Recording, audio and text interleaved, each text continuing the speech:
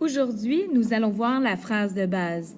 Mais juste avant, nous allons apprendre à analyser une phrase syntaxique et à la distinguer d'une phrase graphique. Par exemple, ma mère joue du piano, mon père l'accompagne en chantant. Dans ce cas-ci, j'ai une seule phrase graphique qui commence par la majuscule et qui se termine par un point. Donc, définition de la phrase graphique, elle commence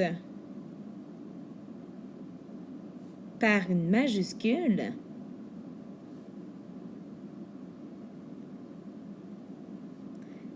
et se termine par un point, ou un point d'exclamation, ou un point d'interrogation, ou trois points, des points de suspension.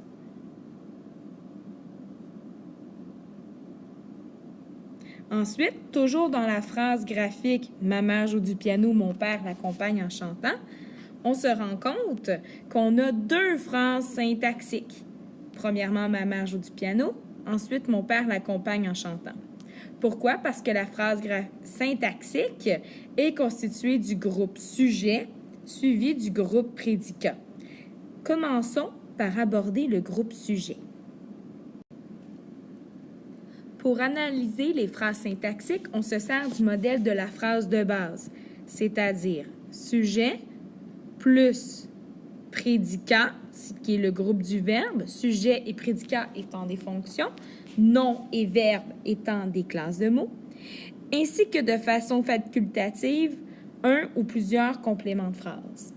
Donc, le sujet et le prédicat sont obligatoires. S'il en manque un des deux, je n'ai pas une phrase de base. J'ai donc une erreur de syntaxe. Tandis que le complément de phrase est facultatif, donc il n'est pas obligatoire. Ce qui fait que je peux l'effacer, le CP ou le déplacer et ma phrase a toujours du sens. Commençons par identifier le sujet, le premier groupe obligatoire de la phrase de base. Pour l'identifier, voyons deux façons. La première étant la suivante. Il faut poser la question « Qui est-ce qui ?»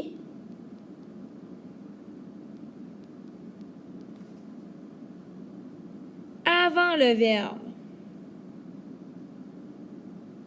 Par exemple, la voiture de ma tante est brisée. La voiture de ma tante, c'est mon groupe sujet.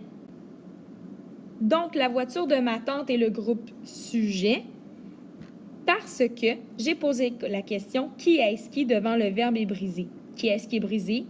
C'est la voiture de ma tante qui est brisée. La deuxième façon pour identifier le sujet, après avoir posé la question « Qui est-ce qui ?» devant le verbe, c'est encadrer le sujet par « c'est qui ». Par exemple, c'est la voiture de ma tante qui est brisée.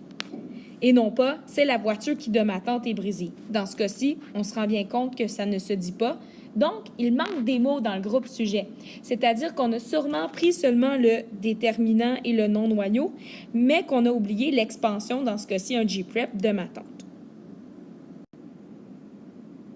Quels groupes peuvent être sujets? La plupart du temps, vous allez avoir des groupes du nom, constitués d'un nom, noyau ou d'un pronom. Ça se peut, et rarement, que vous ayez également des subordonnés. Par exemple, une subordonnée relative qui dort, dîne. Qui est-ce qui dîne? Qui dort. Ensuite, le groupe verbal à l'infinitif. Par exemple, manger des fruits est bon pour la santé. Qu'est-ce qui est bon pour manger des fruits? Qu'est-ce qui est bon pour la santé, pardon? C'est manger des fruits qui est bon pour la santé. Voilà, nous avons terminé le premier groupe obligatoire de la phrase de base, le groupe sujet. Voyons maintenant le deuxième groupe obligatoire, le groupe prédicat. Il est composé d'un verbe conjugué, ça c'est obligatoire, et de ses compléments. Ses compléments obligatoires. Complément direct, CD, complément indirect, ainsi que l'attribut du sujet, les modificateurs du verbe, la plupart du temps. Par exemple, Marie regarde la télévision. Qui est-ce qui regarde la télévision? C'est Marie, c'est mon groupe sujet. Regarde quoi à la télévision? Tout ça, c'est mon groupe prédicat. Luc n'est pas serviable. Qu'est-ce qui n'est pas serviable? Luc, j'ai d'abord trouvé mon groupe sujet. Tout le reste, dans ce cas-ci, c'est mon groupe prédicat. J'ai le verbe « est », j'ai les adverbes qui modifient le verbe, donc des modificateurs, et dans ce cas-ci, j'ai l'attribut. Comme tantôt, j'avais le verbe et le CD. Petit truc pour trouver le prédicat, on trouve d'abord le sujet, ensuite le CP. On va voir quelles sont les manipulations syntaxiques pour l'identifier. Ce qui reste, c'est habituellement le prédicat. Le CP complète une phrase. Il est donc facultatif. Il va ajouter un sens à la phrase qui n'est pas obligatoire dans ce cas. Le sens ajouté peut être lié au lieu, au temps, à la manière, la condition, etc. Une phrase peut contenir aucun CP, un CP ou plusieurs CP. Quelles sont les manipulations syntaxiques, autrement dit les trucs, permettant l'identification du CP? Première manipulation syntaxique. Le CP est déplaçable, c'est-à-dire que je peux le déplacer. Normalement, le CP est à la fin de la phrase. C'est sa place habituelle. Mais, comme il est déplaçable, on peut le déplacer au milieu ou au début de la phrase.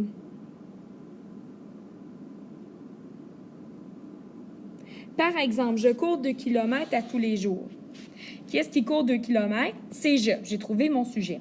Court, c'est mon verbe. Automatiquement, il appartient au groupe prédicat. Est-ce que je peux effacer 2 km? Je cours. Non, parce qu'on vient vraiment changer le sens de la phrase. Donc, ça fait partie du groupe prédicat. À tous les jours, est-ce que je peux le déplacer? Par exemple, à tous les jours, je cours 2 km. Absolument. Donc, comme je peux déplacer le G-Prep à tous les jours, sa fonction est CP complément de phrase. Note que lorsqu'on déplace le CP au milieu ou au début de la phrase, on va ajouter des virgules. Lorsqu'il est à la fin de la phrase, le CP n'a pas besoin d'être isolé à l'aide d'une virgule, car c'est sa place habituelle. La deuxième manipulation syntaxique pour identifier le complément de phrase, ou le CP, est le fait que le CP soit effaçable,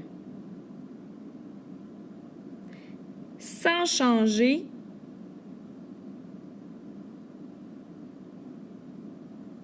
le sens de la phrase.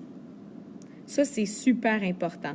Si on voit, en effaçant un groupe de mots qu'il manque quelque chose, c'est probablement que ce groupe-là fait soit partie du groupe sujet ou du groupe prédicat.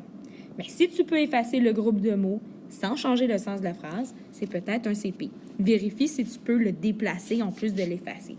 Par exemple, je vais au cinéma ce soir.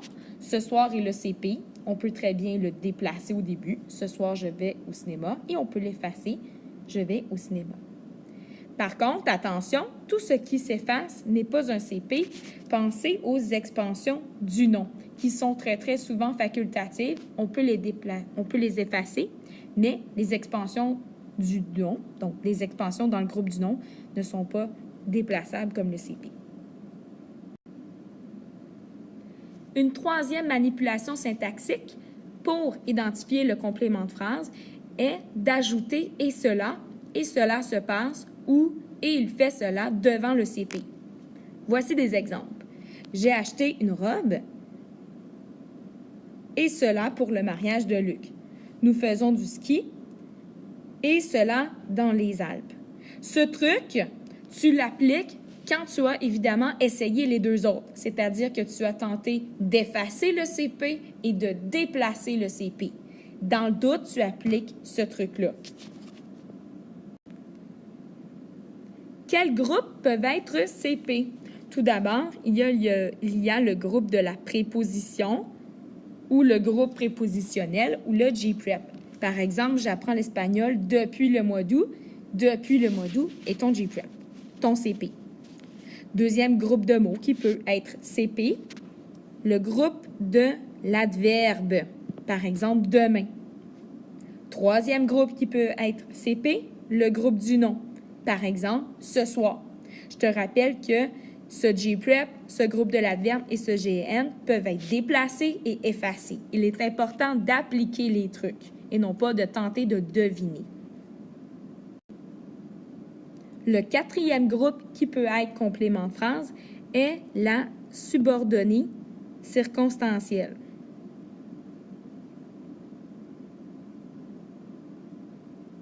Par exemple, quand nous prendrons le train ou parce qu'ils sont contents. On se rappelle qu'une subordonnée, comme la subordonnée relative, commence par un subordonnant. Quand, parce que, lorsque, afin que, etc. est suivi possiblement d'un groupe du non-sujet et d'un verbe. Le verbe de ma subordonnée n'est pas le verbe principal de ma phrase. Très important. Et voilà, tu as terminé l'apprentissage de la phrase de base. À toi de jouer maintenant.